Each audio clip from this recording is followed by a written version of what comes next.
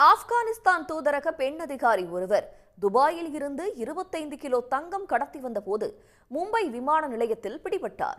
உடல் முழுக்க ஆடைக்குள் மறைத்து வைத்து கடத்திய தங்கத்துடன் பிடிபட்டதை தொடர்ந்து அவர் தன்னுடைய தூதரக பதவியை ராஜினாமா செய்துள்ளார்.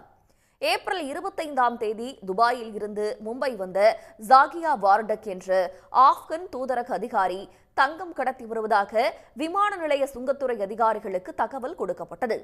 இதையடுத்து மும்பை விமான நிலையத்தில் தனி அறைக்கு அழைத்து சென்று ஜாகியாவை பெண் அதிகாரி ஒருவர் சோதனையிட்டார். அதில் தாம் அணிந்திருந்த ஆடைகள், பெல்ட், நீ கேப்ஸ் ஆகியவற்றில் தங்கத்தை மறைத்து வைத்து ஜாகியா கடத்தியது தெரியவந்துள்ளது. அவரிடமிருந்து 18 கோடி ரூபாய் மதிப்பிலான 25 கிலோ தங்கத்தை பறிமுதல் செய்த அதிகாரிகள் சுங்க வரி சட்டத்தின் கீழ் வழக்கு பதிவும் செய்தனர். ஆப்கானிஸ்தான் தூதரக அதிகாரி என்பதால் ஜாகியா வர்த்தக் கைது செய்யப்படவில்லை. இந்நிலையில் ஜாகியா வர்த்தக் தன்னுடைய பதவியை ராஜினாமா செய்திருக்கிறார். சில வருடங்களாக தன் மீதும் தன் குடும்பத்தினர் மீதும் சிலர் அவதூறு பரப்பி வருவதால் பதவியை ராஜினாமா செய்வதாக ஜாகியா வர்த்தக் தெரிவித்திருக்கிறார். ஆனால் தங்க கடத்தல் குறித்து அவர் எந்த கருத்தும் தெரிவிக்கவில்லை. உடனுக்குடன் செய்திகளை தெரிந்து கொள்ள சன் நியூஸ் பெல் ஐகானை கிளிக் பண்ணுங்க.